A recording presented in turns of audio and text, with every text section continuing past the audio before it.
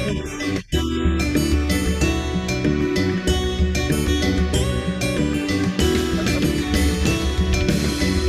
isang bansa sa malayong silangan, upirang ngalan perlas ng silanganan. Ang kagandahan nito ay walang katulad, dito't pilak bulaklak ay namumukadkad.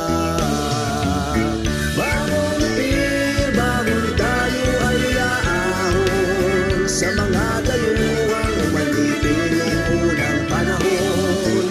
Tumindig ka, inulat ang iyong mga mata, panahon na sabi ng Abayahawa. Hello po sa ating lahat, mga ka-Operians. Welcome pong muli sa ating talakayan ng Torah at Tipan. At sa ating pong mga tagapakinig, saan man kayo naroroon, mapagpalang araw, hapon o gabi sa inyong lahat.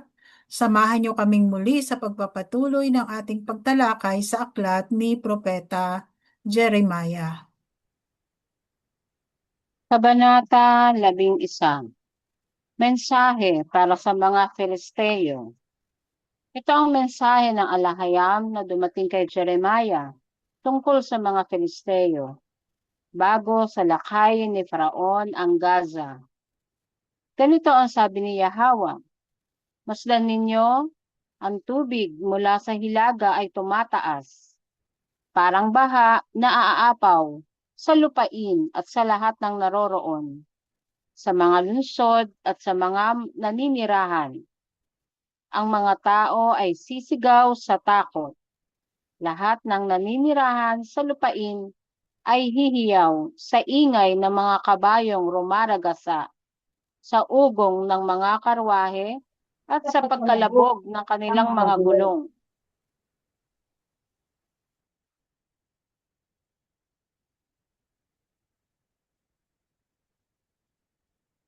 Hindi matutulungan ng mga magulang ang kanilang mga anak.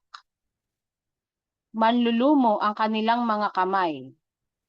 Sapagkat dumating na ang araw ng paglipol sa lahat ng Filisteo at sa mga natirang maaaring tumulong sa Tyre at Sidon. Wawasakin ni Yahweh ang mga Filisteo, ang mga natira mula sa baybayin ng Kaptor. Magluluksa ang Gaza, aahitin ang ulo sa kalungkutan, mananahimik ang Ashkelon. Kayong mga natira sa kapatagan, hanggang kailan kayo magpapasakit sa inyong sarili? Tabak ni Yahweh, hanggang kailan ka bago magpahinga? Bumalik ka na sa iyong kaluban, huminto ka at manahimik. Ngunit paano ito magpapahinga kung iniutos mismo ni Yahweh na ito ay umatake sa Ashkelon at sa baybayin? Yada. Ganda. Sis, ano itong kaluban? Yung Yada. yung sheet, yung pinagsusuksukan ng tabak o ng espada, Okay. kaluban. Oo. Yung ito yung para sa mga Philistine, yung may mga higante nun, di ba? Oo. Kinakalaban ni King David, mga Philistine. Ito ang mensahe ni Jeremiah galing sa Alahayam. So lulusubin sila ng Egypt, Faraon ng Egypt, yung mga Philistine. Pero kasi ang alam ko ang nandiyan na sa present day natin, yung bago pa ang Balfour, mga Arab, halo yan ang Egyptian at saka Arab sa Gaza at saka sa West Bank, diba? So ito yung propesya tungkol sa kanila. Okay. Ganito sabi ni Yahweh, masdan ninyo ang tubig mula sa hilaga ay tumataas, parang baha na apaw sa lupain at sa lahat ng naroroon, sa mga lungsod at sa mga naninirahan. So, ibig sabihin, hindi lang ang Jerusalem ang lulusubin, madadamay, pati ang mga karatig na bayan. Aapaw sa kanila ang mga Babylonian. Ang mga tao ay sisigaw sa takot. Lahat ng naninirahan sa lupain ay hihiyaw sa ingay ng mga kabayong rumaragasa, sa ugong ng mga karuwahe, at sa pagkalabog ng kanilang mga gulong. Pero ano bang napansin ninyo? Sabi sa norte, pero sa present day natin, yung norteng yun ay galing ng Europe, no? At saka ano nangyari ngayon sa Gaza? Di ba parang ganito rin nangyari eh. Nilusob din sila, pinasabog, parang ethnic cleansing ang nangyayari. Inuubo sila ng mga Ashkenazi Jews, diba? Mga Zionist Jews. So naulit lang sa kapanahunan natin. Hindi matutulungan ng mga magulang ang kanilang mga anak. Manlulumo ang kanilang mga kamay o manghihina. Manghihina to. Sapagkat dumating na ang araw ng paglipol sa lahat ng Philistine at sa mga natirang maaaring tumulong sa Tyre at Sidon. So yung Tyre, actually yung Tyre at Sidon ngayon ay nakuha na rin ng West, di ba? Sa panahon natin. So wawasakin ni Yahweh ang mga Filisteo, ang mga natira mula sa baybayin ng Kaftor. Kasi baybayin ng Mediterranean yan, ng Kaftor. Magluluksa ang Gaza, aahitin ang ulo sa kalungkutan, mananahimik ang Ashkelon. Ang Ashkelon parang yung port area. No? Kayong mga natira sa kapatagan, hanggang kailan kayo magpapasakit sa inyong sarili? At tabak ni Yahweh, hanggang kailan ka bago magpahinga? Bumalik ka na sa iyong kaluban. Huminto ka at manahimik. Pinatitigil ng mga Filisteo yung digmaan. Ngunit paano ito magpapahinga kung iniutos mismo ni Yahweh na ito ay umatake sa Ashkelon at sa baybayin? So ang may kalooban din ng Alahayam ang paglusob ng Babylon, kasi nga 'di ba ang Babylon ang kinasangkapan ng Alahayam sa panahong ito. Kasi tapos na ang Assyria, nakasangkapan na niya ang Assyria kaya na kinasangkapan niya para sa House of Ephraim. Ngayon, natalo naman ng Babylonia at saka ng ibang mga kaalyansa nila ang Assyria. Kaya Babylonia naman ngayon ang naghahari sa ang pinakamataas na puno, ang Babylon ngayon. At sila naman ang ang sumalakay sa area ng Judea at saka sa makaratig na probinsya ng Judea. So, anong ma-apply natin sa panahon natin ngayon?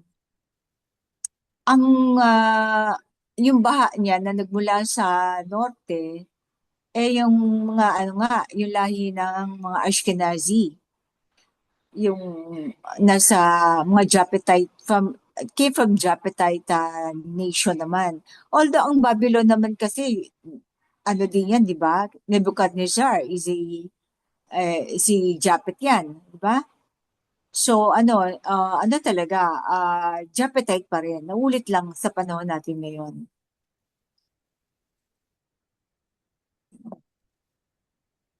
So ganun pa rin parang precursor yung Western domination pa rin sa Shemite territory, sa Eastern territory. Yun lang po. Meron kayong karagdagan, sis? Okay.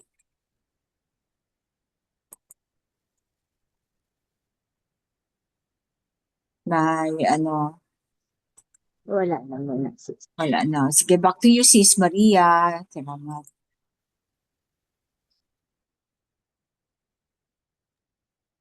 Kabanata 12.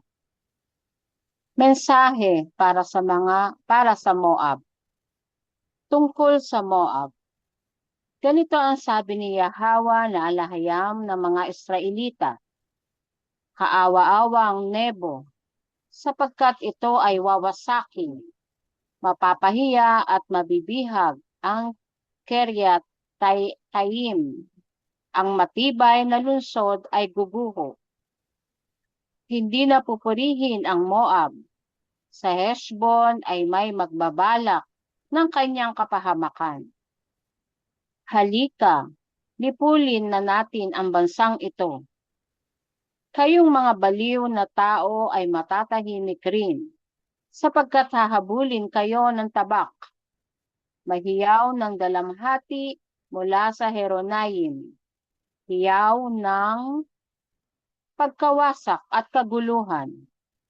Ang Moab ay mawawasak. Ang maliliit na bata nila ay mag-iiyakan.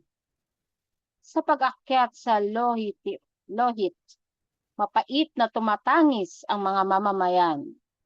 Pagbaba sa Horonaim, naririnig ang paghiyaw ng kapahamakan. Tumakas kayo, iligtas ang inyong mga buhay.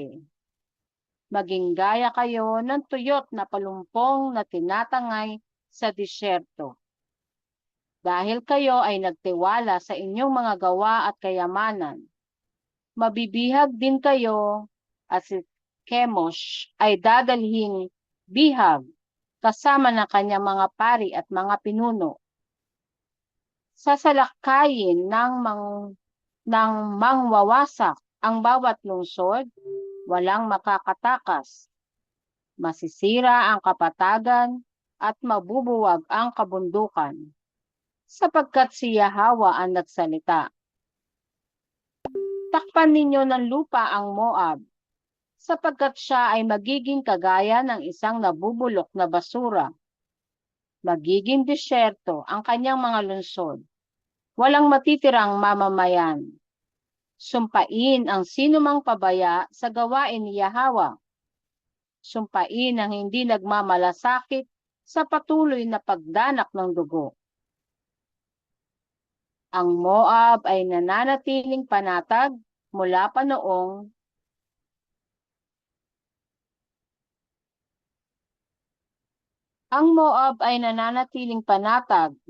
noong kanyang kabataan. Gaya ng alak na hindi naiaalis sa latak, hindi na ilipat mula sa sisidlan. Dahil hindi siya naipapapatapon, nananatili ang kanyang lasa, at hindi na bago ang kanyang amoy.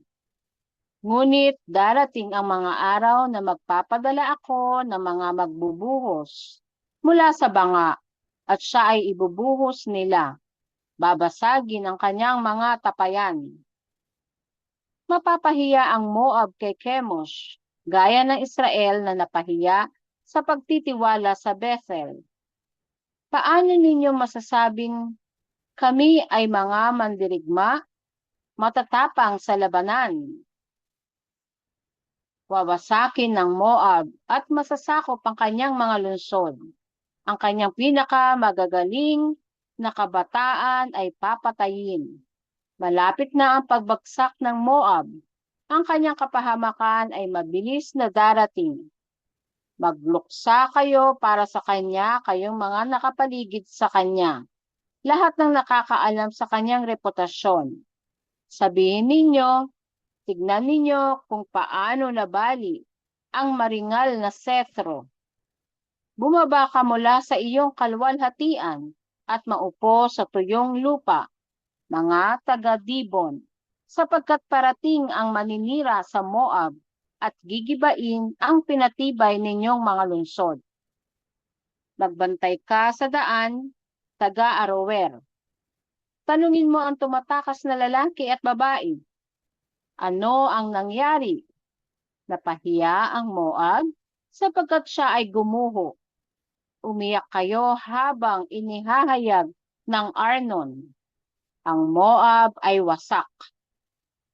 Dumating ang hatol sa mga kapatagan, sa Holon, Jaza, Mepat, Dibon, Nebo, Beth Diblathaim, Kiriathaim, Beth Gamul, Beth Meyon, Keriot at Bozra, sa lahat ng lungsod ng Moab, malapit man o malayo. Naputol na ang Sethro ng Moab, nabali na ang kanyang bisig. Lasingin ninyo siya, sapagkat sinuway niya si Yahweh. Hayaan siyang gumulong sa sarili niyang suka, maging kahihiyan sa lahat. Hindi ba't kinutya mo ang mga Israelita, Moab? Para bang nahuli sila kasama ng mga magnanakaw, kaya palagi mo silang pinagtatawanan?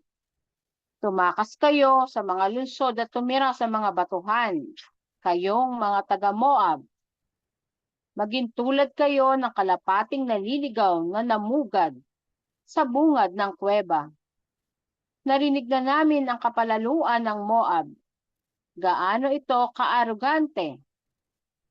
Ang kanyang kayabangan, kapalaluan at hambog na puso. Alam ko ang kanyang kayabangan, ngunit walang saysay. Walang kabuluhan ang kanyang pagmamataas, sabi ni Yahweh. Kaya ako, o Jeremiah, ay tatangis para sa Moab. Iiyak para sa buong bayan nito. Mananangis ako para sa mga tao ng Kir Hareseth. Gaya ng pagtangis ng Jazer, iiyak ako para sa inyo, mga ubasan ng Sibma. Ang inyong mga sangay umabot hanggang dagat, hanggang sa Jazer. Ang maninira ay dumating at pinuksa ang inyong mga bunga at ubas. Nawala na ang kasayahan at kagalakan mula sa mga taniman ng Moab. Pinatigil ko ang pag-agos ng alak mula sa pisaan. Wala nang umaapak ng ubas na may sigaw ng kagalakan. Bagaman may sigawan, ito ay hindi sigaw ng saya. Mula sa Heshbon hanggang Eleali at Jaz, mula sa Zoar hanggang Horonaim at Eglath Shelesheha, umalingaw-ngaw ang sigaw ng kalungkutan, sapagkat pati ang tubig sa Nemrim ay natuyo na. Wawakasan ni Yahweh ang mga naghahandog at nagsusunog ng insenso para sa mga idolo sa matataas na lugar sa Moab. Kaya't ang puso ko ay tumatangis para sa Moab, gaya ng tugtugin ng isang flauta. Tumatangis ito para sa mga taga-Kir Hareseth. Nawala na ang kanilang naipong kayamanan. Lahat ng ulo ay ahit. Bawat balbas ay putol. At lahat ng baywang ay may takip na sako. Sa lahat ng bubungan at mga lansangan ng Moab ay panaghoy, sapagkat hinayaan siya ni Yahweh na itapon na parang basag na tapayan. Gaano siya kadurog?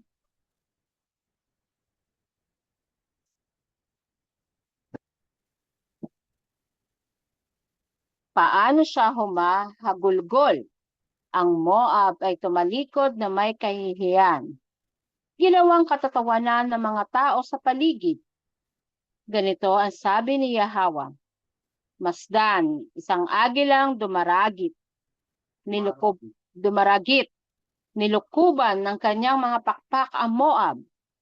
Masasakop ang Keriot at mabibihag ang mga matibay na lungsod. Sa araw na iyon, ang puso ng mangdirigmang Moabita ay tulad ng puso ng babaeng nanganganak. Mawawasak ang Moab bilang isang bansa sapagkat sinuway nila si Yahweh. Sindak, hukay, at silo ang sasalo sa iyong bayan, sapagkat sinabi ni Yahweh, ang sinumang tumakas mula sa kasindak-sindak ay mahuhulog sa hukay, at ang ahon sa hukay ay masasakmal ng silo. Sapagkat dadalhin ko sa Moab ang taon ng kanyang kaparusahan. Sa hililim ng Heshbon, ang mga takas ay manlulumo, sapagkat may apoy na lumabas mula sa Heshbon, isang liyab mula sa Sihon. Sinunog nito ang noo ng Moab, at ang bungo ng mga mayayabang. Kawawa ka, Moab. Lilipulin ang mga tao ni Chemosh. Ang inyong mga kalalakihan ay ipapatapon at ang inyong mga kababaihan ay bibihagin. Ngunit ibabalik ko ang kapalaran ng Moab sa mga huling araw. Sabi ni Yahweh, dito nagtatapos ang hatol laban sa Moab. Yada. Yada.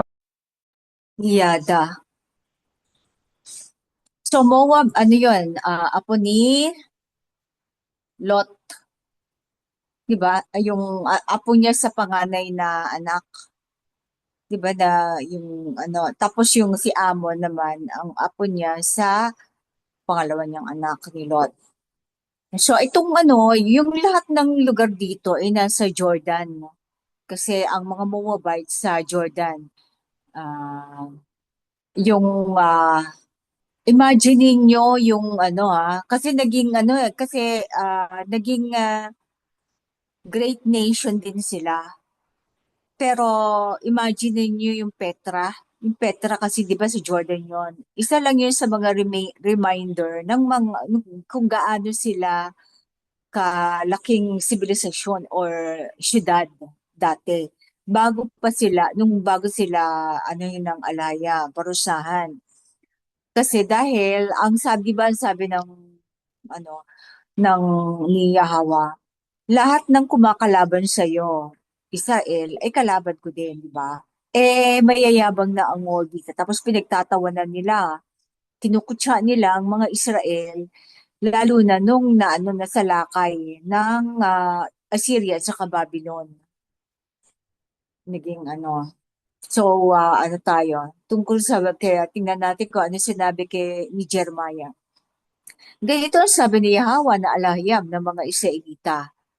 Kaawa-awang Nebo, sapagkat ito ay wawasakin. Mapapahiya at mabibihag ang Kiryataim. Ang matibay na lungsod ay guguho. So, ito yung mga lungsod. Pero kung titingnan sa mapa, parang ano na lang questionable kung tama ba yung ano yung mga location na yon. Hindi na pupurihin ang Moab. Si Heshbon ay may magbabalak ng kanyang kapahamakan. So, lahat ito sa bandang Jordan ngayon. Halika, lipulin na natin ang bansang ito.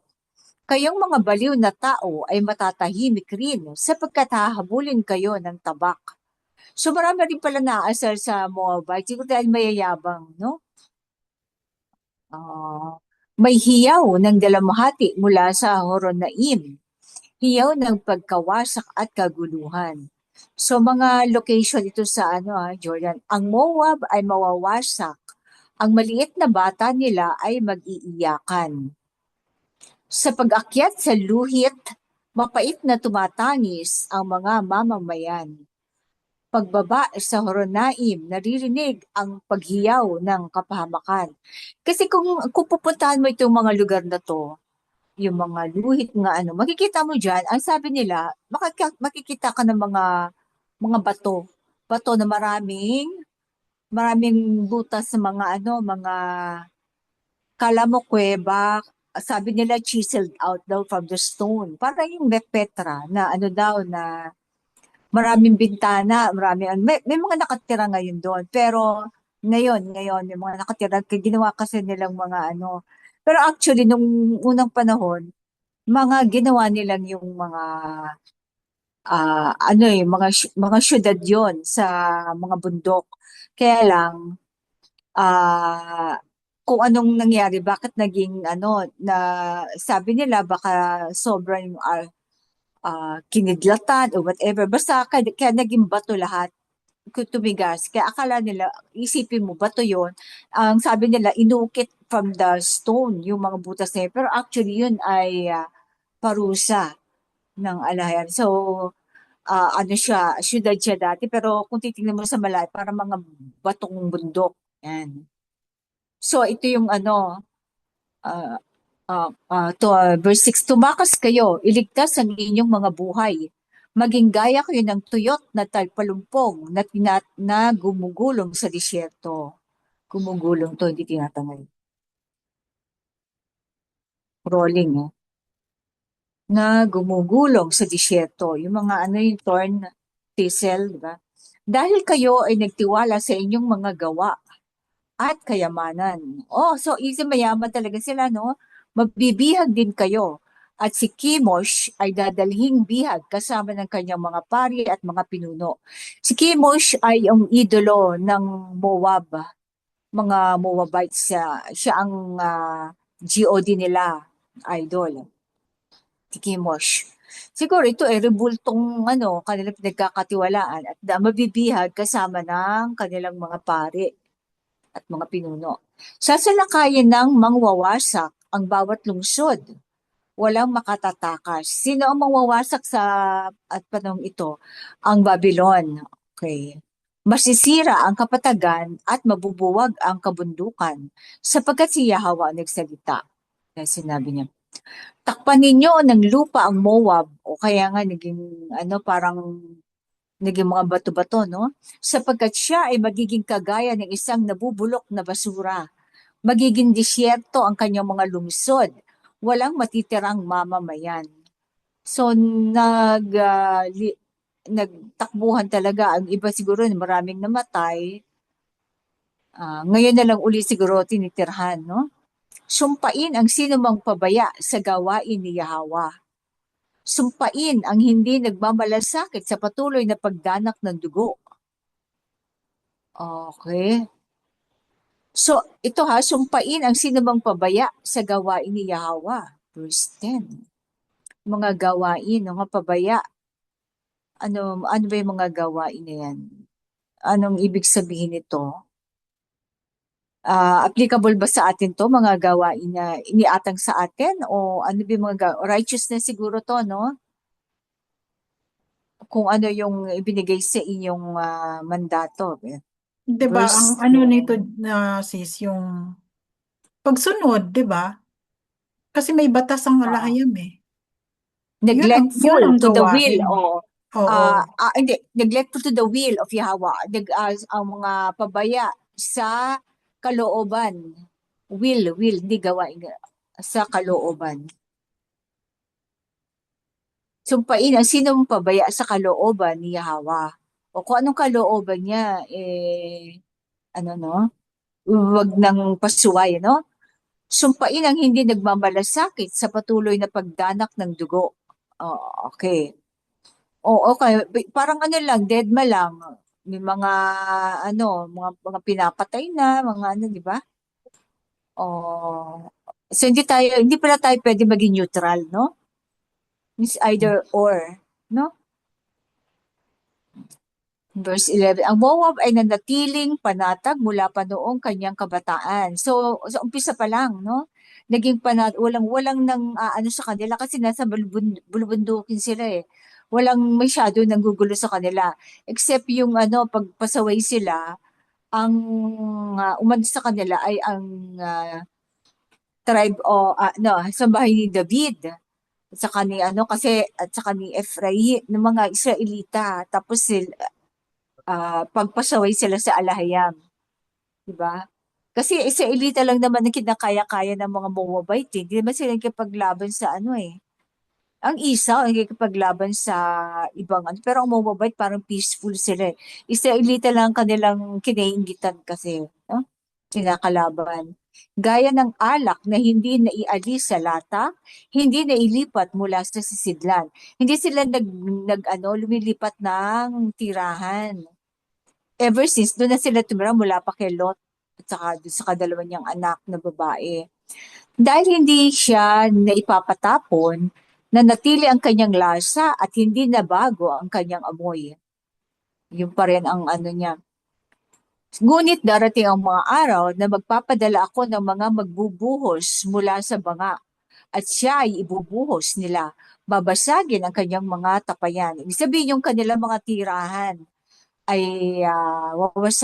mawawasak ang kanilang sinauna mga ancestral domain. Mapapahiya ang Moab kay Chemosh, gaya ng Israel na napahiya sa pagtitiwala sa Bethel. Ano ba meron sa Bethel noon? Baal ba? Tanda ba sis kung ano nasa Bethel na pinagtiwalaan ng mga Israelita? Hindi ba yung Bethel ay ano, yun yung place na nilagyan ni Jacob nung bato na Oo, inanoint niya? oo. Pero may nangyari. Parang na ano, hindi ba pinaglagyan ng mga high places, ginawang ano, ginawang altar ng ano, ng mga idolo. Pero kasi ganito mapapahiya ang Moab kay Kimosh. Gaya ng Israel na napahiya sa pagtitiwala sa Bethel. Ah, Siguro ginawang ano, oo. altar ng Siguro ano, nga, no? ginawa nitong ano, Hindi ba yung kay ano, kay Gideon? hindi, Iba pa. Kay Gideon, hindi yung Bethel eh. Yung, Anyway, yung kay Aroer ba yun? Yun lang, siguro lang ba? pag na ano natin doon i-ano natin, i-annotate natin, read ganyan, no? Oo. I-research natin. Sige nga, wait. Bethel, tanong. Bethel, idolatry, verse.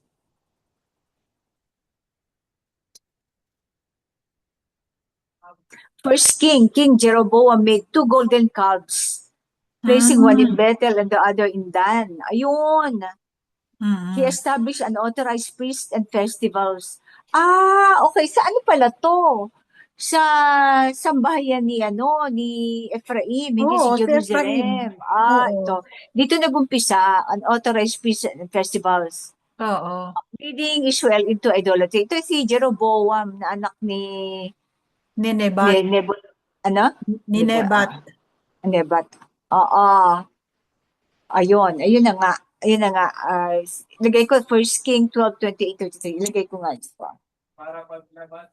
Wait, para yung mga magbabasa ay Ah, i-ano natin? Ano yun? ah ah First Kings. bracket First King 12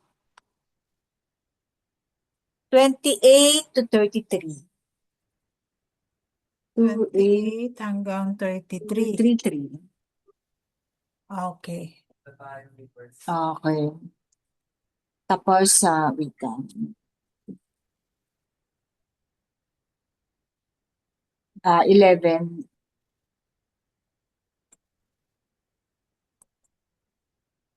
Anong 11? ang font niya.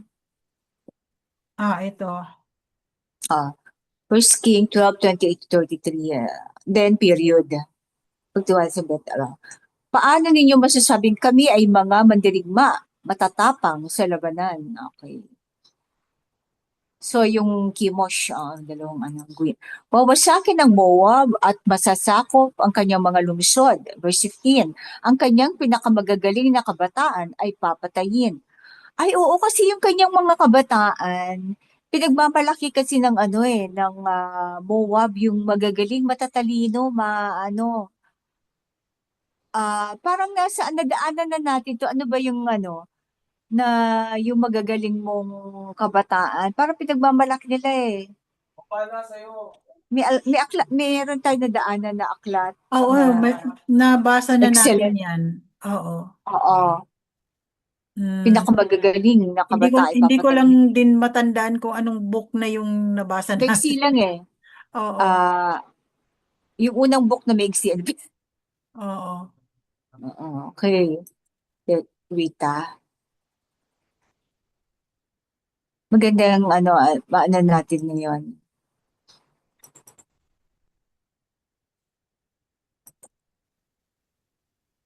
Ah,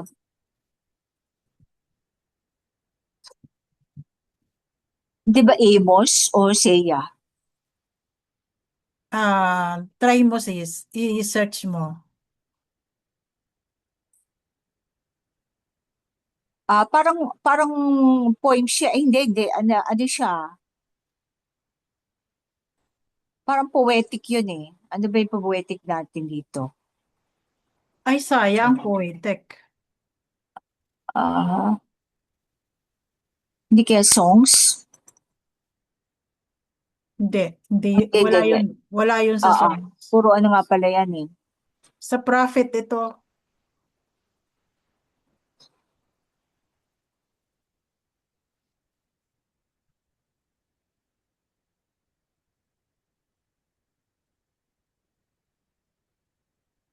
Pero anyway, wait, sons,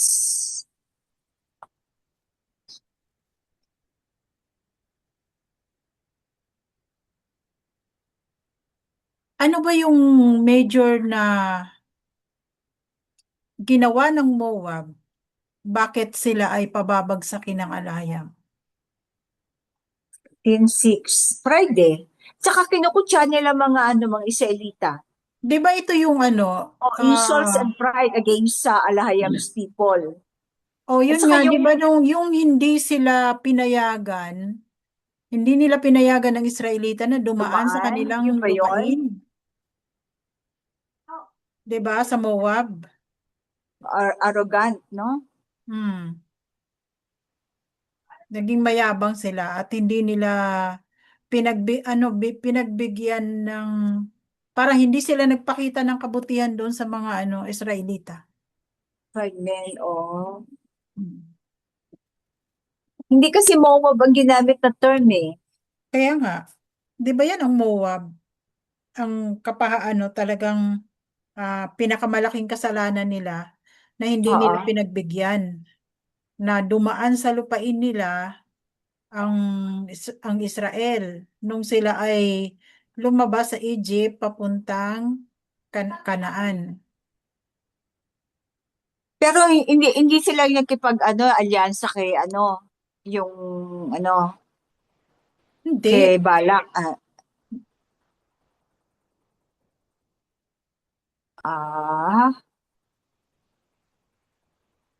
Ah, inano nila, yung Moabite women ang nag-entice sa Hmm. Israel into sexual immorality. At Oo. saka yung worship kay Baal of Peor. Ayun, yung mga Moabite women, nagmana talaga sa mga anak ni Job, ano? Hmm. Ay, ni Lot pala. Pero ang 'di ba, Moabite din yung napangasawa ni ni Okay, sige, si Ruth. oo, yun sa Ruth. Naging Mm-mm. naging manugang ni Ruth. O kasi mga Hebrew din naman siya, di ba? Mga Oo. lahi din ni Lot yan eh, Hebrew. So, allowed sila. Hindi naman kasalanan yung ano. So, allowed naman. Pero anyway, hindi natin mahanap ngayon kung ano yung verse na to eh. Pinakamagagaling na kabataan ipapatayin. Malapit na ang pagbagsak ng Moab, ang kanyang kapahamakan ay mabilis na darating. So talaga may consequence lahat, ano? Although Oo, lahat naman. kahit yung pangmutya mo pa lang, may consequence pala. Hmm. Lalo na, ang kinukutya mo ay ang piniling lahi, ang mana ng King Yahushua, no? Hmm. May talaga, may consequence. Pero ito personally marami na akong experience ha. Pero hindi pa naman ako covenant keeper, pero ngayon ko nakikita yung pattern. Okay, verse 17. Magluksa kayo para sa kanya, kayong mga nakapaligid sa kanya, lahat ng nakakaalam sa kanyang reputasyon. O, yung mga nasa paligid, alam yung mga reputasyon ng Moab. Sabihin ninyo, tingnan ninyo kung paano nabali ang maringal na setro. So, if talaga maringal, ibig sabihin mataas talaga ang mga ang sa ating panahon ngayon dito sa ang medyo may ganyang maere sa sabi nila mga Cebuano daw. Totoo ba 'yon? Ah, Ah, ewan ko lang. ayun, naririnig ko na tapos hindi kasi ang mother ko Cebuano. Sabi naman nung half sister, parang narinig ko Kasi yun Ah, nga, dahil mas kilala ang Cebuano kaysa sa kan- Nauna kasi ang At Cebu saka, kaysa sa ano, Luzon. at saka glamorous sila. Glamorous, magaganda mga babae. Mga ganun. Mas, kumbaga, yung glamour nandyan. Kaya siguro ngayon, yung may sabi, parang Masayahin lang mga sila. Cebuano, ewan ko, parinig lang Masayahin siguro. sila. Mga Cebuano, di baling walang pareho kami din sa uh, Pearl. Sabi, di baling walang makain, basta maganda ang damit. Parang ganon. Ewan ko, baka parinig lang yun. Parinig lang yun dahil Yung Anyway. iba yan. Kasi ako, iba din. Ibali na muna yan damit. Makabili ka niyan kung alangan naman wala kang kakainin na. Ganon ka pa rin arte. Parang sabi, di baling bagong ulam, basta may maganda ang damit, nagara. Parang ganon. Parang, ewan ko, siguro may Oo. inggit. Ewan, siguro kasi mga half siblings eh. Anyway, verse 18 tayo. Bumaba ka mula sa iyong kaluwalhatian at maupo sa tuyong lupa, mga taga-Dibon, sapagkat parating ang maninira sa Moab at gigibain ang pinatibay ninyong mga lungsod. Okay. Magbantay ka sa daan, taga-Aroer. Tanungin mo ang tumatakas na lalaki at babae, ano ang nangyari? Napahiya ang Moab sapagkat siya ay gumuho.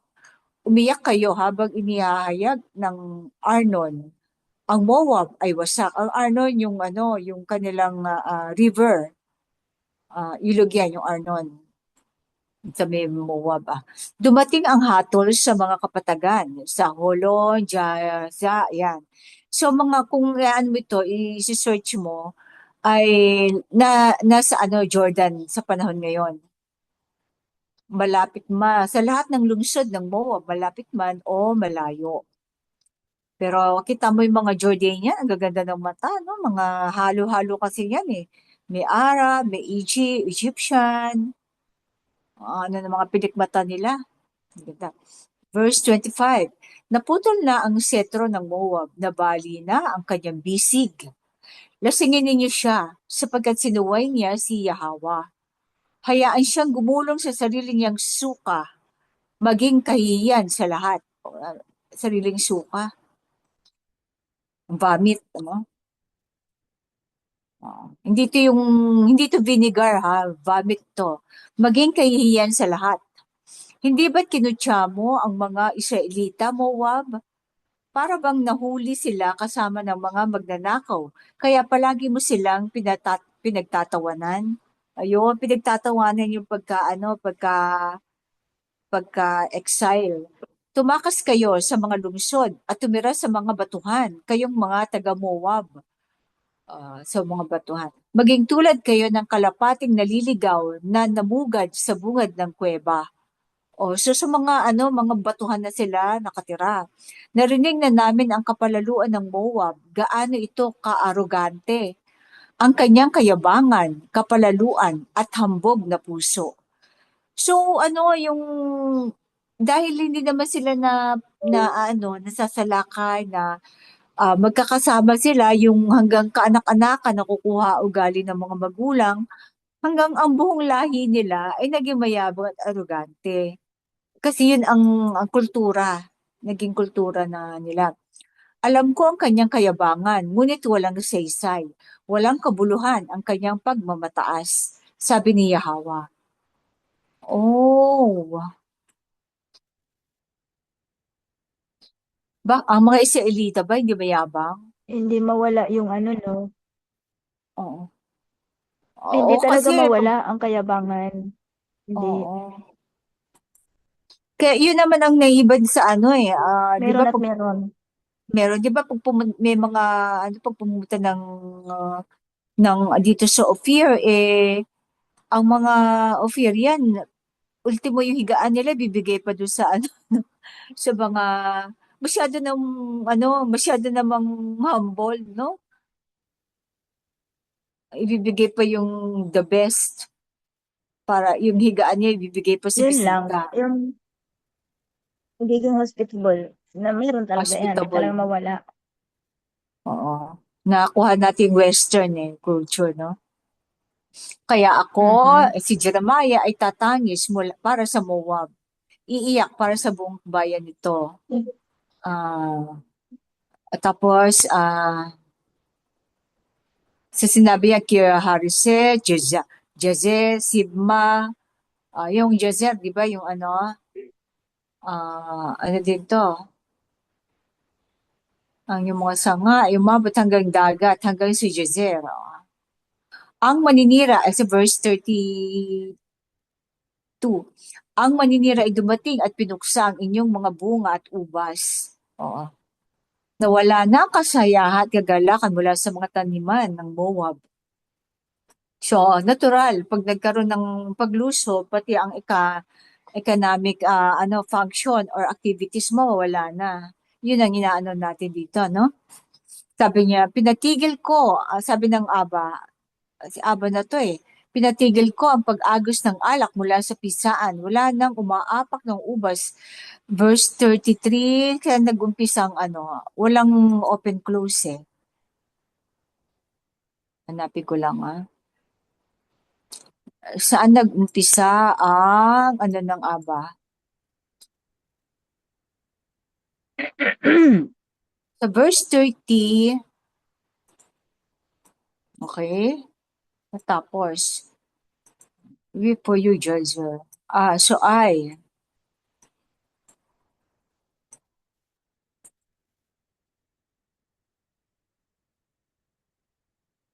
pinatigil ko, verse 33, I have stopped the flow of wine from the presses. No one touched them with charge.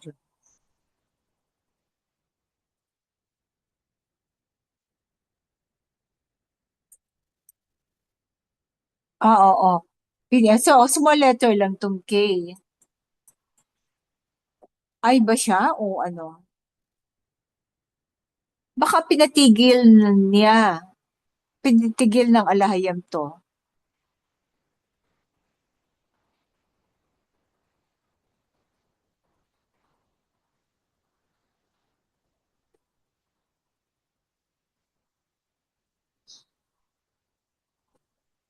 Baka tumigil. Hindi na.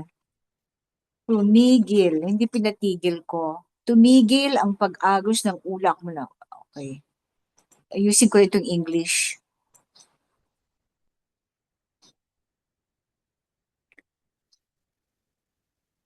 The flow of wine stopped from the press.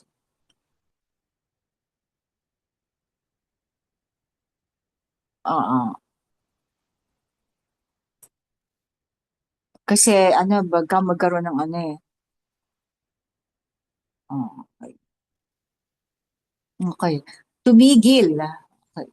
Tumigil ang pag-agos ng alak mula sa pisaan. Wala nang umaapak ng ubas na may sigaw ng kagalakan. Bagaman may sigawan, ito ay hindi sigaw ng kagalakan, ng saya, tama. Mula sa Heshbon hanggang Eliale at Jahaz, okay? Umaalingaw-ngaw ang sigaw ng kalungkutan, sapagkat pati ang tubig sa Nimrim ay natuyo na. Paano yan? Natutuyo na yung ating tubigan.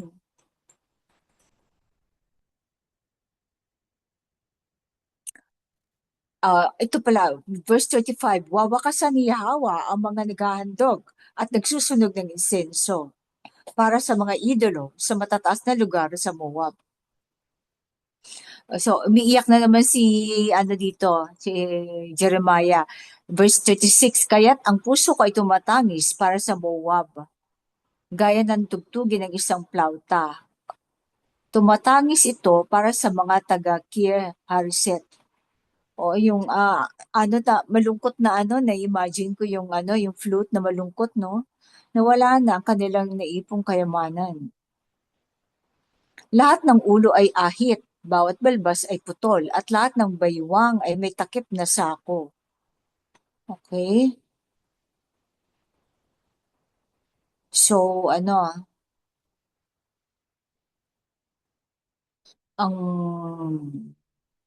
verse 40 tayo. Ganito ang sabi ni Yahweh, Masdan, isang agilang dumaragit, nilukuban ng kanyang mga pakpak ang Moab. Masasakop ang Keriot at mabibihag ang mga matibay na lungsod. Sa araw na iyon, ang puso ng mandirigmang Moabita ay tulad ng puso ng babaeng nanganganak. Puro pasakit lang, ano? Parang gusto na ng mandirigma na matapos na kasi sobrang sakit. Parang nanganganak daw. So, ang agilang mandirigit, nasabi din kasi ito ay kalooban. Kasama talaga sa cleansing, dadalisay ng ating ng ating kalupaan ng earth, ang mga digmaan. Mawawasak ang Moab bilang isang bansa sapagkat sinuway nila si Yahweh. Sindak, hukay at silo ang sasalo sa iyong bayan sapagkat sinabi ni Yahweh. Ang sino mang tumakas mula sa kasindak-sindak ay mahuhulog sa hukay, at ang aahon sa hukay ay masasakmal ng silo, sapagkat dadalhin ko sa Moab ang taon ng kanyang kaparusahan. So ito ay judgment na napaaga ang judgment sa Moab. No? Sa lilim ng Heshbon, ang mga takas ay manlulumo sapagkat may apoy na lumabas mula sa Heshbon. Isang liyab mula sa Sihon. Okay, sinunod dito ang noon ng Moab. Ito yung liyab. Isang liyab mula sa Sihon. Oo, bakit sa Heshbon? Meron bang bulkan sa Heshbon? Apoy. Okay. Sinunog dito ang noon ng Moab at ang bungo ng mga mayayabang. Yung ulo, bungo, noon ng Moab, yung tuktok, kawawa ka, Moab. Lilipulin ang mga tao ni Kemosh, o yung kanilang idolo. Ang inyong mga kalalakihan ay ipapatapon at ang inyong mga kababaihan ay bibihagin. Ipapatapon pa lang ba ang mga kalalakihan? Alam ko, papatayin ang mga babae ay bibihagin. Ngunit ibabalik ko ang kapalaran ng Moab sa mga huling araw. Ayun. Sabi ni Yahweh, dito nagtatapos ang hatol laban sa Moab. So nagkaroon ng cleansing, no? Nagkaroon ng paglilinis sa lahi ni Lot. Yung mga babae ay na-preserve bilang mga asawa siguro, mga bihag. Tapos ang mga kalalakihan ay naipatapon. So may tinano muna sila yung tinanggal sa kanila ang kapalaluan o pagiging mapagmataas. Okay. Meron ka yung karagdagan, mga kapatid? Kung wala na, back to you, Sis Maria. Okay po. Salamat.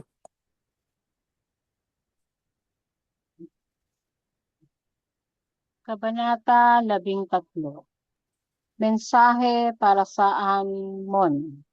Tungkol sa mga Amonita, ganito ang sabi ni Yahweh. Wala na bang mga anak o tagapagmana si Jacob o Israel? Bakit si Molek ang sumakop sa lupain ng Gad at kanyang mga tao ang naninirahan sa mga bayan nito? Ngunit darating ang mga araw na ako ay magpapasigaw ng hudyat ng digmaan laban sa Raba ng mga Amonita. Magiging bunton ito ng mga guho at ang mga karatigbayan ay susunugin. Papaalisin ng mga Israelita yaong mga nagpaalis sa kanila. Tumangis ka, Heshbon, sapagkat wawasakin ang Ai. Humiyaw kayo, mga taga-Raba. Magsuot kayo ng sako at magluksa, sapagkat si Molek ay dadalhing bihag kasama ng kanyang mga pari at mga pinuno. Bakit ka nagmamayabang ng iyong masaganang mga lambak? Suwail na anak ng Amon, nagtiwala ka sa iyong kayamanan at nagsabi, sino ang makakalusob sa akin? Ako ay magdadala ng takot mula sa lahat ng nasa palibot mo. Bawat isa sa inyo ay itataboy, at walang sinuman ang magtitipon sa mga tumakas. Ngunit darating ang mga araw na muli kong ibabalik ang kapalaran ng mga anak ng Amon, sabi ni Yahweh ang Alahayam. Mensahe para sa Edom. Tungkol sa Edom, ganito ang sabi ni Yahweh na Alahayam. Wala na bang karunungan sa Teman? Naubos na ba ang payo ng matatalino? Nabulok na ba ang kanilang kaalaman?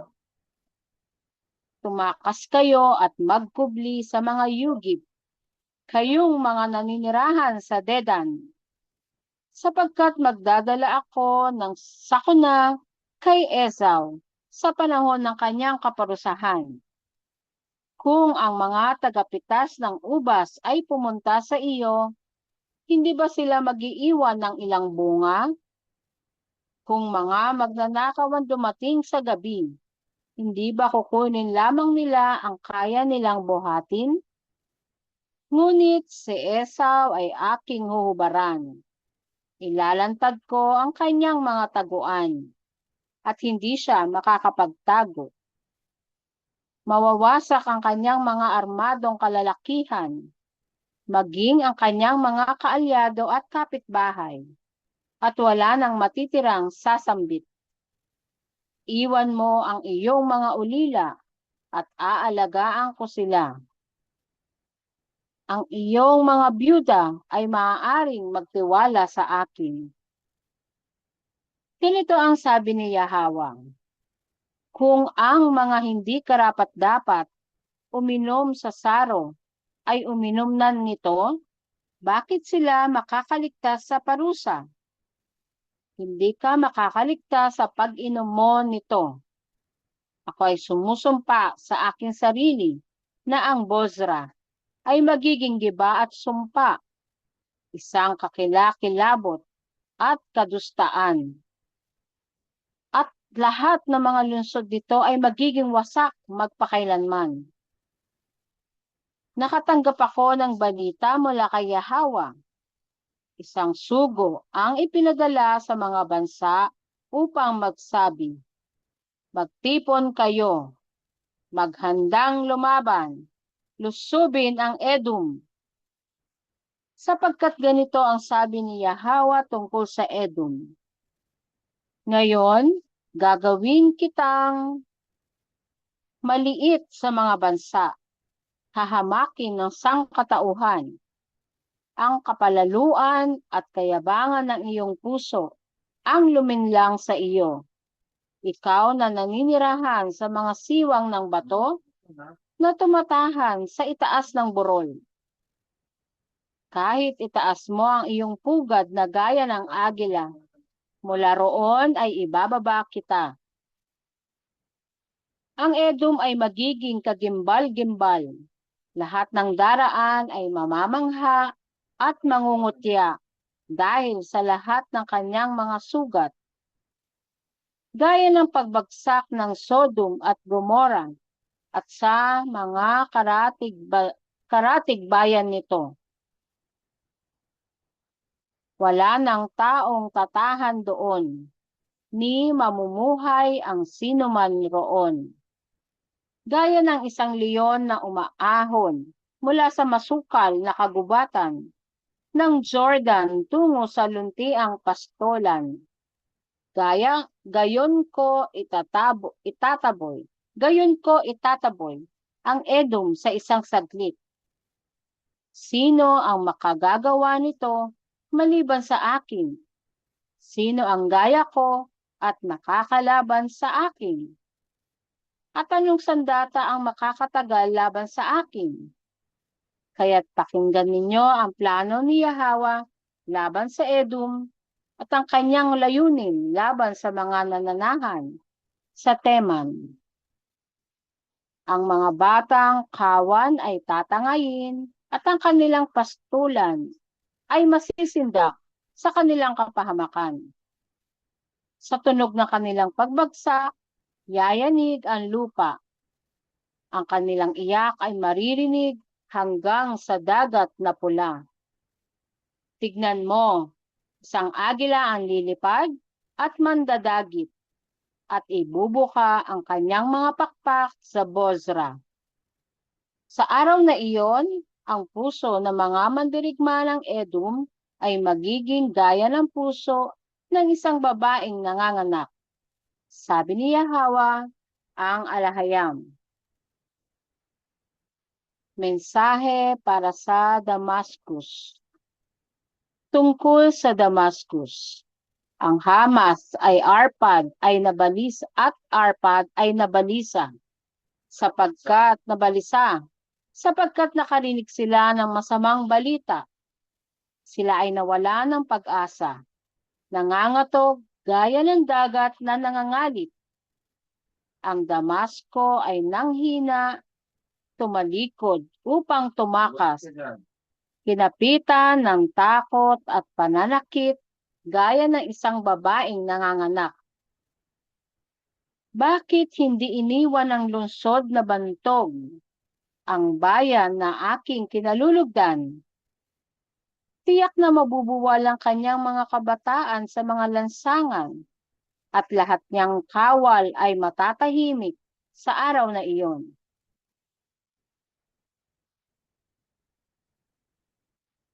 Magsisindi ako ng apoy sa mga pader ng Damasco at tutupukin nito ang mga tanggulan ni Ben-Hadad. Sabi ni Yahweh, ang Alahayam. Mensahe tungkol sa Kedar at Hazor. Tungkol sa Kedar at mga kaharian ng Hazor na sinalakay ni Haring Nebuchadnezzar ng Babylon. Ganito ang sabi ni Yahweh, bumangon kayo at lusubin ang Kedar at wasakin ang mga tao sa silangan. Kukunin ang kanilang mga tolda at kawan, ang kanilang mga tirahan, lahat ng ari-arian at kamelyo. At ang mga tao ay sisigaw sa kanila, matinding takot sa lahat ng panig. Tumakas kayo agad. Magkubli sa kalaliman ng kuweba. Mga naninirahan sa Hazor, sapagkat nagplano si Nebuchadnezzar ng Babylon laban sa inyo. Bumangon kayo at lusubin ang isang bansa na naninirahan ng panatag, na walang mga pintuan ni mga trangkahan. Ang kanilang mga tao naninirahan malayo sa panganib. Ang kanilang mga kamelyo ay magiging samsam, at ang kanilang maraming kawan ay sasamsamin. Ikakalat ko sa hangin ang nasa malalayong lugar, at dadalhan ko sila ng sakuna mula sa lahat ng panig. Ang Hazor ay magiging tahanan ng mga asong gubat, isang ilang na walang hanggan. Walang taong maninirahan roon, ni mamumuhay ang sinuman doon. Sabi ni Yahweh, ang Alahayam. Mensahe tungkol sa Elam. Ito ang salita ni Yahweh na dumating kay Jeremiah tungkol sa Elam sa pasimula ng paghahari ni Haring Hezekiah ng sambahayan ni David. Zedekiah. Ganito ang sabi niya, aking babaliin ang pana ng Elam na siyang sandigan ng kanilang lakas. Magpapadala ako ng 4 na hangin mula sa 4 na panig ng daigdig laban sa Elam. At aking pangangalatin sila sa lahat ng bansa sa 4 na sulok ng daigdig. Babasagin ko ang Elam sa harap na kanilang mga kaaway at ng mga nagnanais pumatay sa kanila. Magdadala ako ng kapahamakan sa aking mabangis na galit at hahabulin ko sila sa pamamagitan ng espada hanggang sa sila ay malipol. Pawasakin ko ang hari at mga pinuno ng Elam at doon ay itatayo ko ang aking trono. Gayunman, darating ang mga araw na aking ibabalik ang kapalaran ng Elam.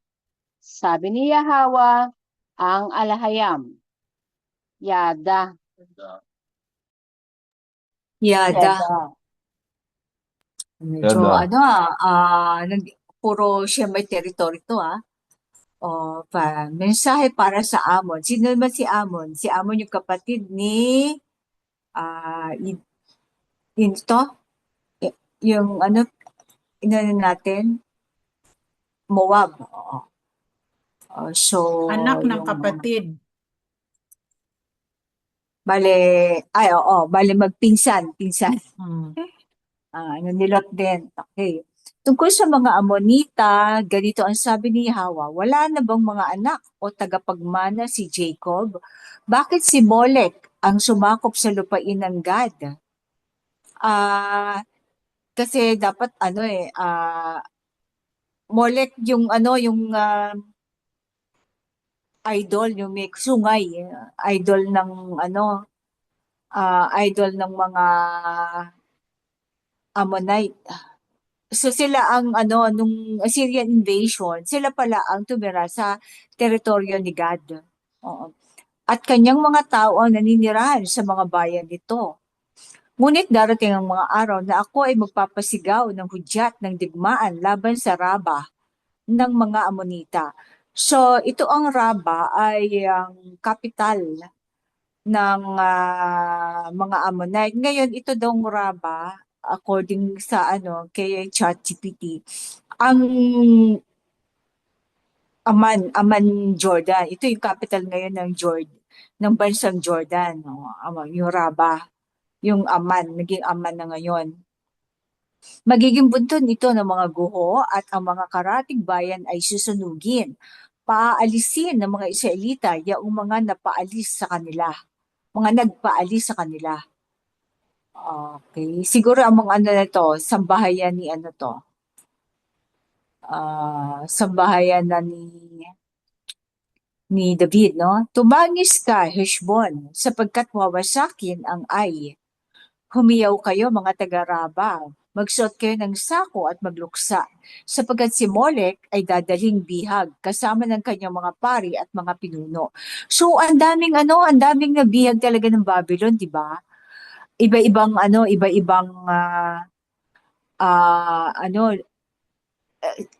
kaharian, kingdom ang kanila nasakop. Tapos, pero nagtayo siya ng pinakamalaking tore ni Nebuchadnezzar sa Patag, di ba, sa Iraq? Yun ang pinakamalaking idol nila. Tapos, nung panahon na ni King Cyrus, pinauwi niya yung mga kinalauna ng King Cyrus, tapos sabi naman ni King Cyrus, ipagdasal niyo ako sa inyong mga idolo. Parang kasama din sila sa mga nabihag, hindi lang ang mga Israelite, kundi ang iba pang kaharian. Pero iyan kaloob ng alahayam kasi magkakaroon ng tagtuyot o taggutom. Sa panahon na yon, yung mga sumama sa Babylon ay nabuhay kasi may sapat na pagkain doon. Fertile kasi yung nasa Fertile Crescent yung maraming tubig ang Babylon. Verse 4, bakit ka nagmamayabang ng iyong masaganang mga lambak, Suel na anak ng Amon? Nagtiwala ka sa iyong kayamanan at nagsabi, sino ang makakalusob sa akin? Ako ay magdadala ng takot mula sa lahat ng nasa palibot mo. Bawat isa sa inyo ay itataboy. At walang sinuman ang magtitipon sa mga tumakas. Ngunit darating ang mga araw na muli kong ibabalik ang kapalaran ng mga anak ng Amon. Sabi ni Yahweh ang alahayan. So talaga yung mga Hebreo talagang dinisiplina, no? Ng Shemite. Mensahe para sa Edom. O sino naman ang ninuno ni Edom? Si Esau. Ito yung kakambal ng Israel, ni Jacob. tungkol sa Edom. Ganito ang sabi ni Yahweh na Alahayam. Wala na bang karunungan sa Teman? Naubos na ba ang payo ng matatalino? O matalino daw ang mga Edomites. Nabulok na ba ang kanilang kaalaman? Tumakas kayo at magkubli sa mga yungib. Oo, ito pala, hindi pala Moabite, yung mga Edomite pala, yung matatalino. Tumakas kayo at magkubli sa mga yungib, kayong mga naninirahan sa Dedan. Siguro itong Dedan, to yung kapital nila, no? Sapagkat magdadala ako ng sakuna kay Isaw sa panahon ng kanyang kaparusahan.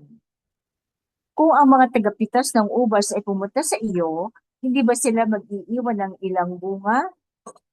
Kung mga magnanakaw ang dumating sa gabi, hindi ba kunin lamang nila ang kaya nilang buhatin?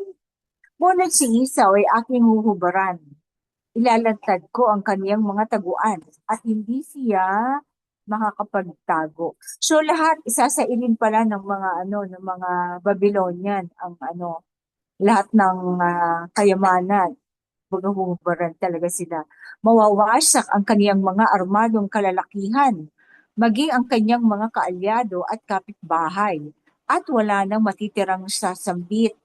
Iwan mo ang iyong mga ulila at aalagaan ko sila. Ang iyong mga biyuda ay maaari magtiwala sa akin. So wala silang kapitbahay din, no?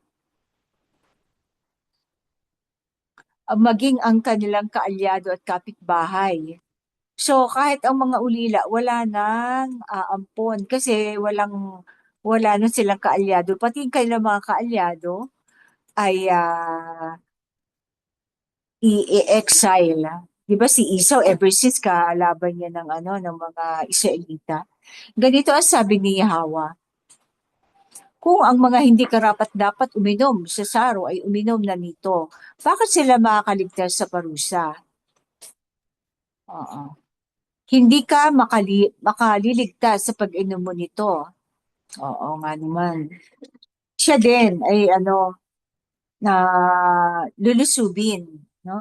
Ako ay susumusumpa sa aking sarili na ang Bozra ay magiging giba at sumpa, isang kakilakilabot at kadustaan.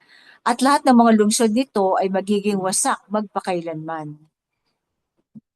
So ito talaga, hindi na uli i-rebuild ang mga lungsod na ni Esau. So hanggang ngayon siguro disyerto pa, no? Nakatanggap ako ng balita mula kay verse 14, isang sugo ang ipinadala sa mga bansa upang magsabi, magtipon kayo, maghandang lumaban, lusubin ang Edom. Oh, sapagkat ganito ang sabi ni Yahweh tungkol sa Edom. Ngayon, gagawin kitang maliit sa mga bansa, hahamakin ng sangkatauhan. Oo nga naman, di ba? Sila hinahamak ngayon eh. Mga Edomites, di ba? Yung ano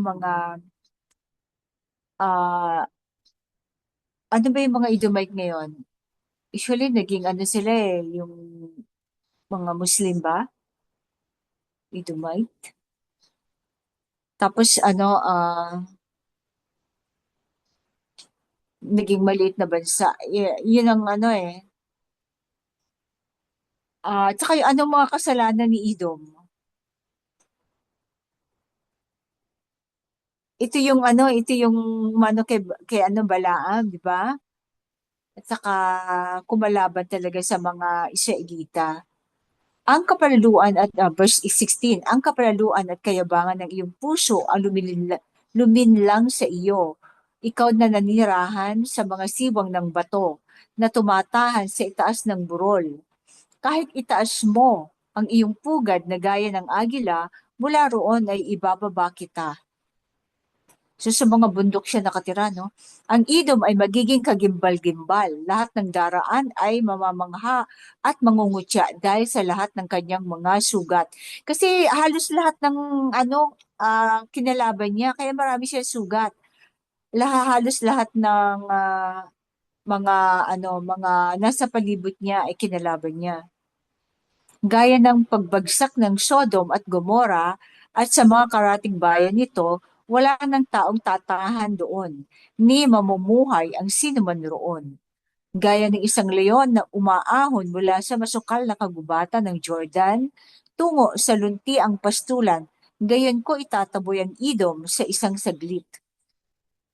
Kailangan niyang itaboy kasi ah, laging kinakalaban ang mga Israelita. No? Sino ang makagagawa nito maliban sa akin? Sino?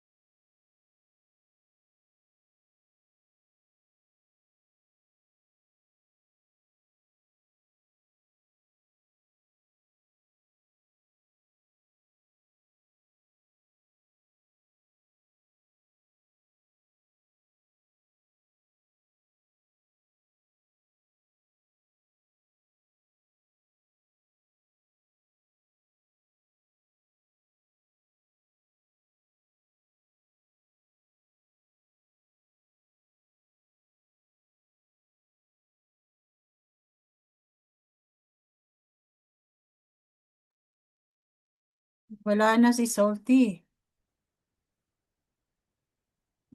Ay, sorry. Ano ko ba? Nakamute pala ako. Oh, Oo. Na-mute ko pala sarili ko. Sorry. Saan ako tumigil? dito sa sino ang makakalaban sa akin?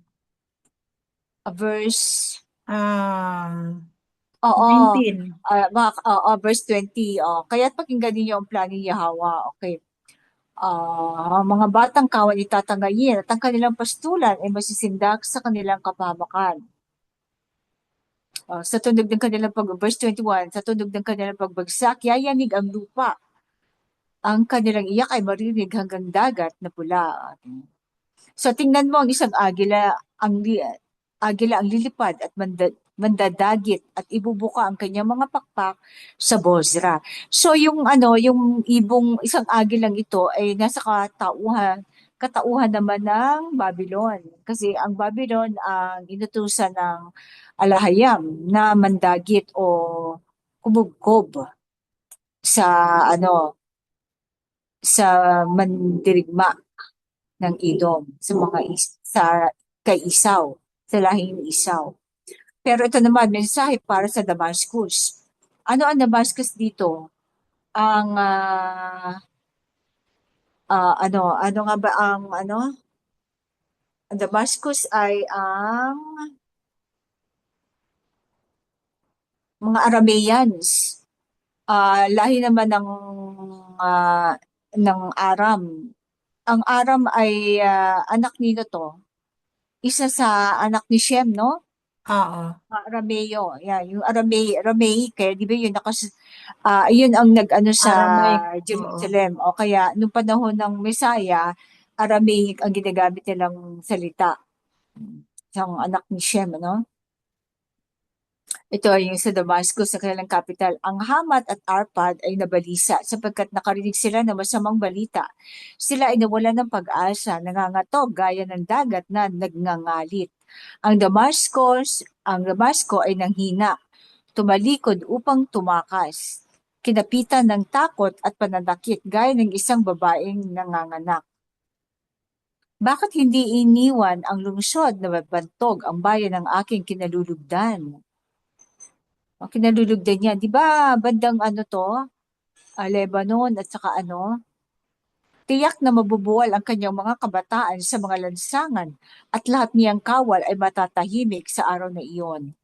Magsisindi ako ng apoy sa mga pader ng Damasco at tutupukin nito ang mga tanggulan ni Ben-Hadad. Sabi ni Yahweh ang Alahayam. So, di ba si Ben-Hadad ang naging kaalyansa ng sambahayan ni Ephraim dati? Nandiyan pa sila. Oo. Mensahe tungkol sa Kedar at Hazor. Ano tong Kedar at Hazor? Tingnan ko. Okay. Kedar at Hazor naman, ang mga Ishmaelite. Kay Ishmael na lahi naman ito. Ito mga, mga half Egyptian, half Arab, no? Di ba? Mga Arab nation to ngayon. Tungkol sa Kedar at mga kaharian ng Hazor na sinalakay ni Haring Nebuchadnezzar ng Babylon, ganito ang sabi ni Yahweh: Bumangon kayo at lusubin ang Kedar at wasakan ang mga tao sa silangan. Kasi itong mga Kedar at mga Hazor, di ba mga ano to pang nomad? Dati, siguro ito nakapagtayo na sila ng mga ano dito, mga campsite, no? Kukunin ang kanilang mga tolda, o tama, campsite. Kasi di ba ang mga ano to ito yung mga bumili kay Joseph the Dreamer, di ba? Na nagdala sa kanila sa Egypt, no? So hanggang ngayon pala yung mga ano sila, mga gypsy o mga nomad, no? Kukunin ang kanilang mga tolda at kawan, ang kanilang mga tirahan, lahat ng ari-arian at kamelyo. At ang mga tao ay sisigaw sa kanila, matinding takot sa lahat ng panig.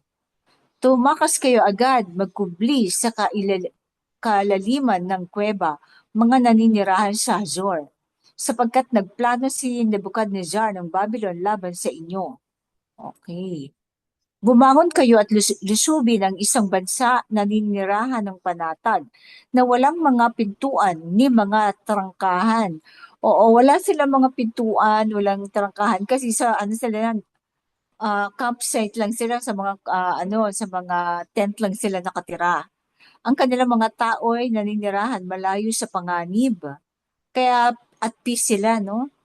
Ang kanilang mga kamelyo ay magiging samsam at ang kanilang maraming kawan ay sasamsamin.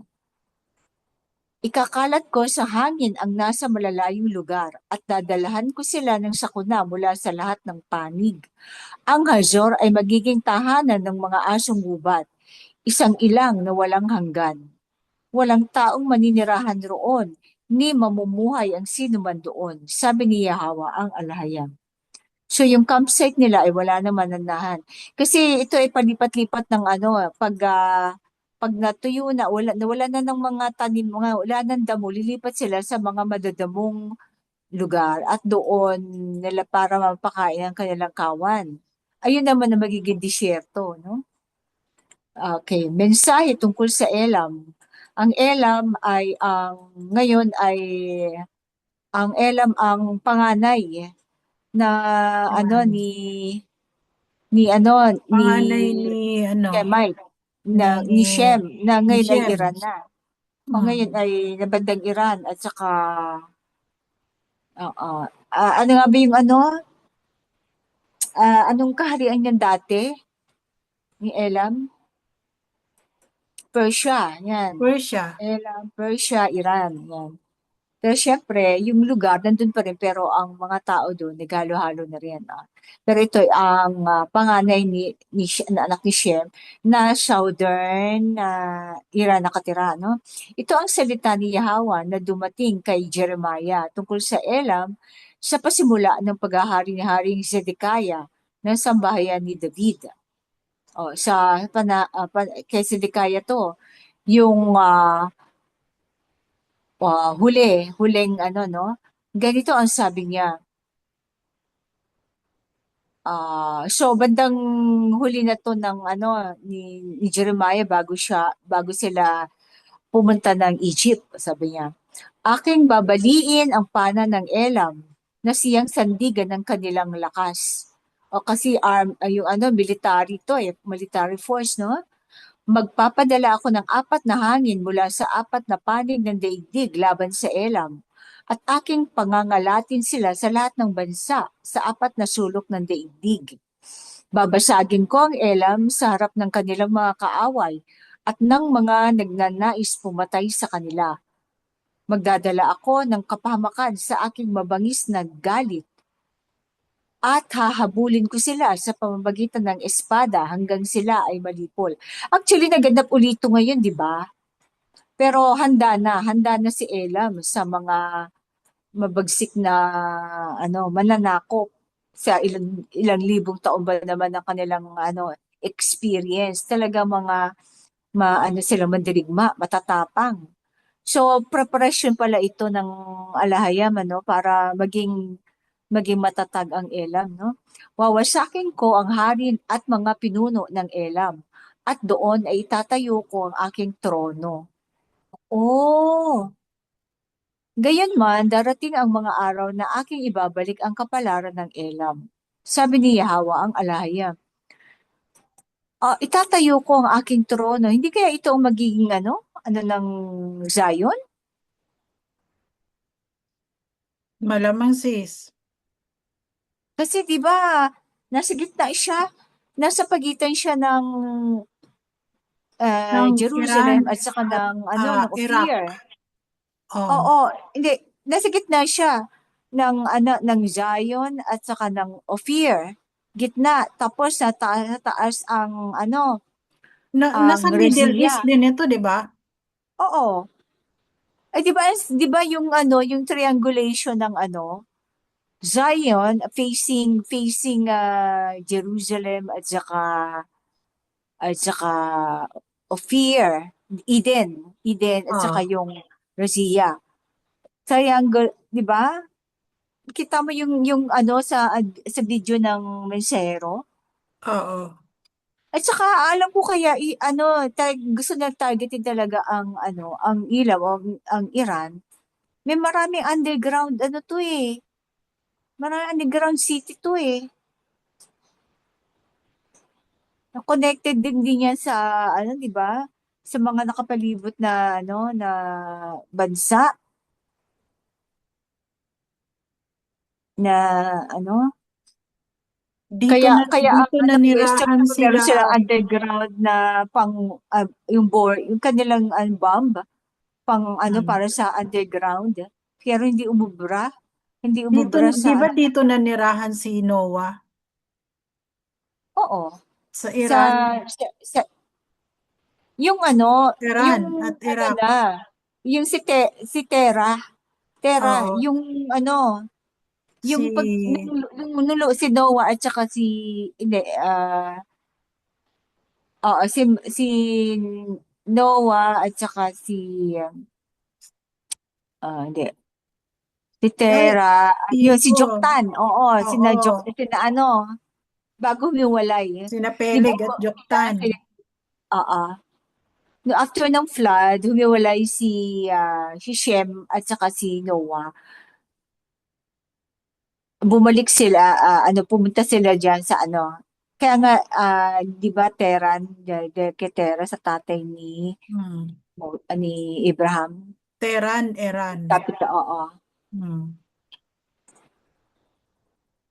Diyan nanirahan. Tapos diyan naghiwalay sino ba yung umalis kay Joktan? Kay Peleg. Sina Peleg ang bumalik. Kay Peleg na hati. Kasi si Peleg pumunta na ng Naiwan si Peleg. At si Joktan ang si umalis. Heber. Oo pala. Si Heber ang nanganak kay Peleg at saka kay Joktan. Hmm. Ngayon, si Heber si Joktan ang pumunta ng east, tumawid ng dagat. Hmm. Si Peleg naiwan sa Mesopotamia. At ngayon doon nga niya naging si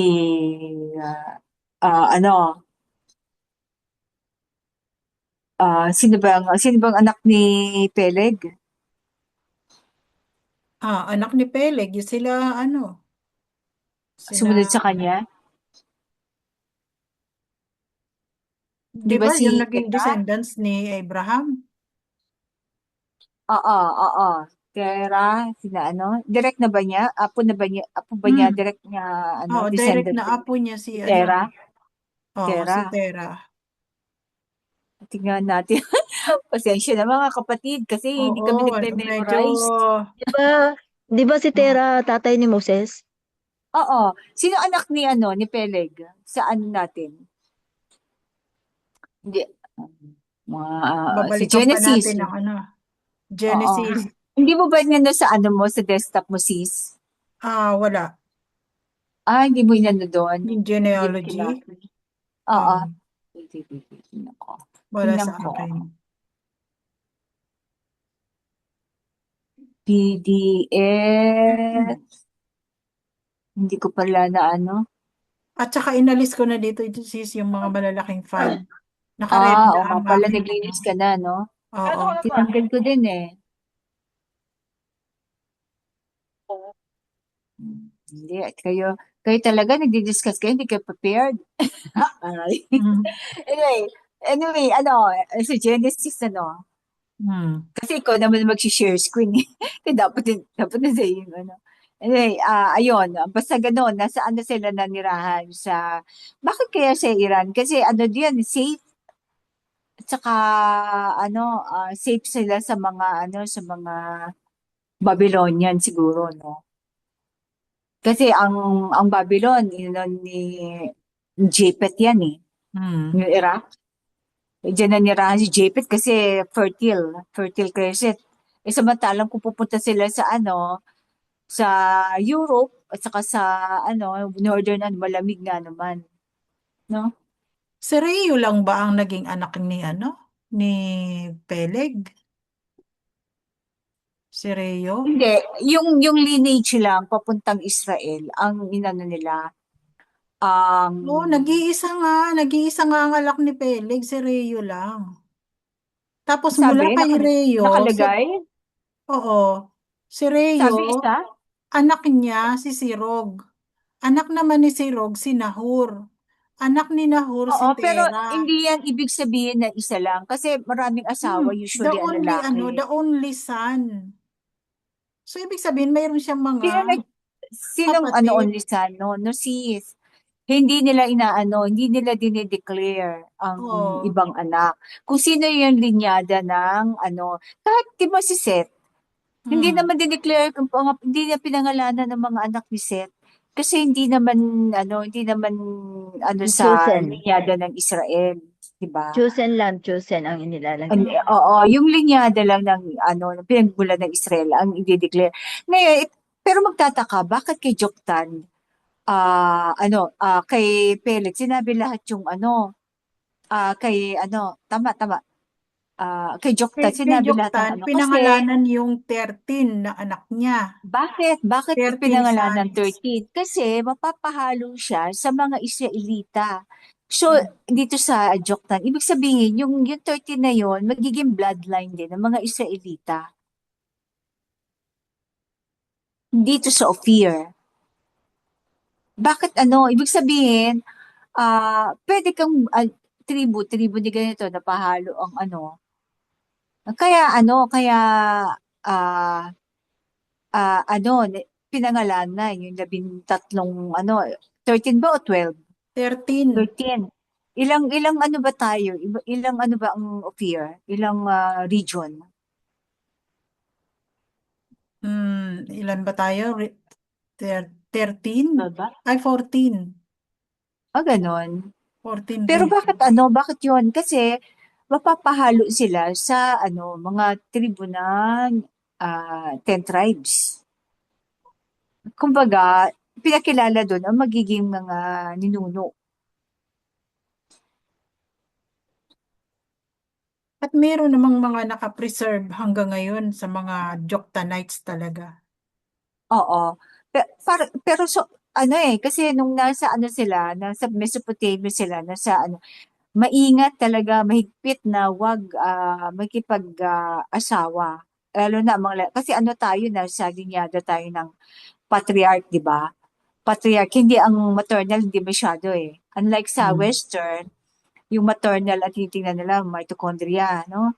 Pero ang mga Israelite, yung paternal lineage, yung genealogy natin. Ang patriarch natin, hindi pwedeng mag-asawa ng Canaanite, pero inalaw sila mag-asawa ng Hebreo. Di ba? Oo, basta Pero basta oo, mga Hebreo. ibig sabihin yun bloodline under pa rin ni Andun Heber. pa rin ni Shem. Ibig sabihin pure na dugo pa rin ng tao. Mm. purong dugo pa rin ng tao. Ang ano, which is, kaya hindi kailangan ng o nga, no, bakit ang Joktanite, Siguro para siguro pinangalanan ang mga anak ni Joktan para malaman natin yung Ophir. Para malaman natin kung sino tayo. Nag-iwan ng ng clue kung sino itong mga Ophirian na to, Hmm. no? Kung sino yung Pwede, may pwede. maraming ginto. Oo. Kasi kung hindi Pwede. pinangalanan niya yung 13 anak ni Joktan, hindi natin matitrace kung sino tayo. Oo. Diba?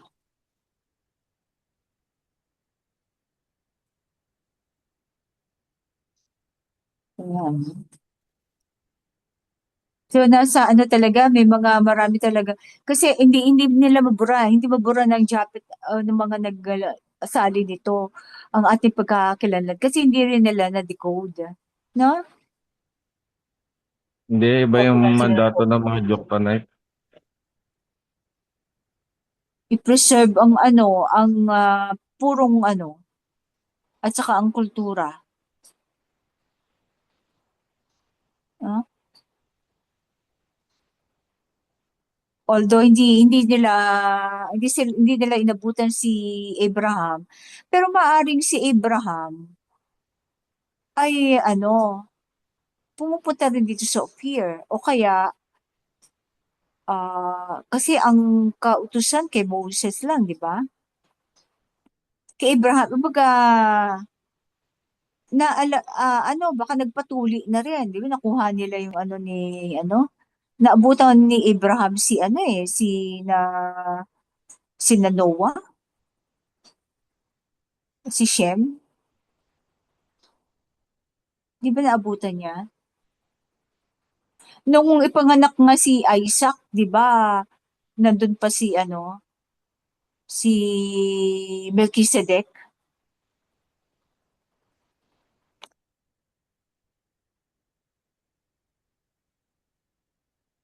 Nawala ba ako?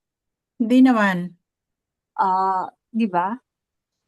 So, alam ng mga Joktanite ang pagtutuli. Siguro hindi lahat kasi maraming island no? Pero the fact na hindi kaya nagpatuloy din si Melchizedek? Tanda na, Hmm. Hindi na siguro, no? Kasi kay Abraham naman yun Kay eh. Abraham naman, Abrahamic covenant yan Oo, eh. oo. Pero the fact na kumukuha ng ginto. Bigay nyo na lang sa aso yung mga dyan. Saka ang mga Ishmaelite siguro ang nagpakalat ng ng pagtutuli kasi sila nauna dito eh. 'Di ba sa Mindanao? Mga Islam, mga Muslim nating kapatid. Mga tuliyang mga 'yan. So ah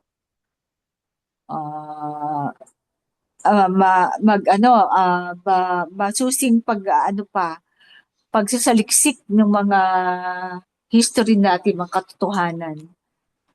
Para pero ang sabi naman, i-reveal naman lahat ng ng ng katotohanan, kaalaman ah sa mga basta naghahanap ka, ba? Meron kayong karagdagang kaalaman, mga kapatid. Wala Tulad na. ngayon, may mga DNA na, di ba? Ngayon natin na patunayan na si Seth ay nakapag-asawa from the first couple dahil sa mga DNA na yan. Kaya maraming silang ninakaw na mga tanda ko noon yung nagpunta ako ng Mountain Province sa Sagada, 'di ba makikita mo doon yung mga hanging coffins, tinatanong ko bakit hindi rin alam ng mga tao doon kung bakit nakasabit. Siguro kultura lang daw. Pero at saka sabi nila, marami daw mga puti na pupunta doon, ganun pa. Pagkatapos mamaya, pag aalis nila, yun nakita nila, wala na yung mga remains, mga buto, ganun. Tapos hindi na nila mahabol, syempre, dadali na yun sa kung saan. Tingin ko mga Smithsonian, di ba? Ang mga Smithsonian kasi ang nag-aaral tungkol sa mga ano genealogy, mga ganyan, mga lihim. Kaya, mga scientists na dyan. Siguro kaya nag-detect nila kung saan tayo nagmula. So, may madadagdag kayo mga kapatid. Yun lang po. Wala na sis, 10:18 na. Sige, Overtime meron na tayo. tayong si Sis Dalia, meron kang bagong komposisyon na ipaparinig sa atin. Sige. Itong huling composition ko ngayon. Handa Yung ka na ba? yung kanina, ano ba yun? Handa ka na ba? Handa ka na ba? O, sige, hindi ko pa natinggan. Medyo mahaba-haba, pero okay lang. Handa ka na ba saan? Handa ka na ba? Salamat. Sa mga darating. Ang mundo'y patuloy na nagibing magulo. Ang oras araw ay napakabilis ng takbo. Mapapropesya lahat ay nagagamap na. Muling pagbabalik Masiya ay nararamdaman na. Mga kabataan, maging magulang man, sa mga gets ay hindi na mapigilan. Pansariling kaaliwan ay naging kabalahan. Abo nung orasan ay hindi na namamalayan. Ang sugong mensahero ay dumapit na sa mundo.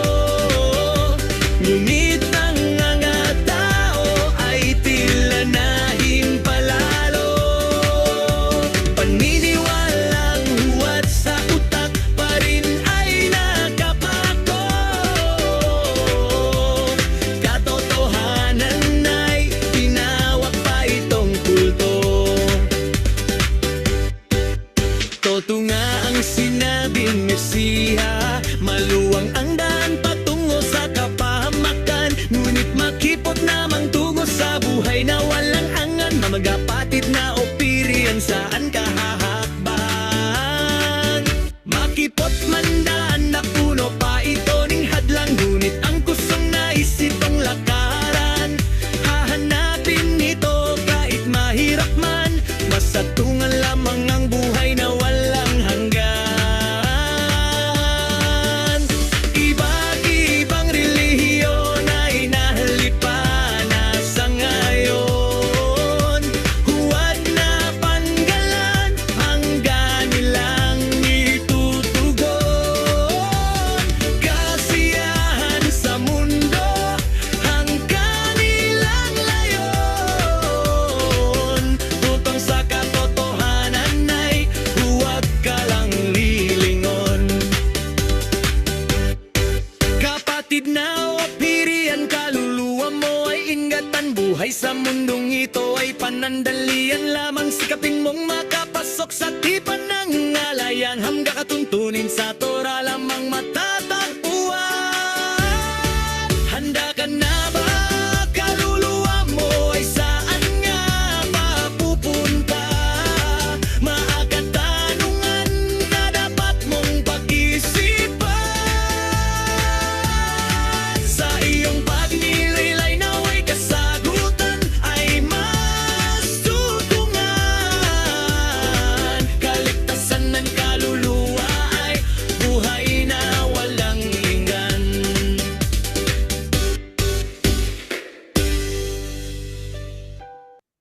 Yada. Iyada. Nice one.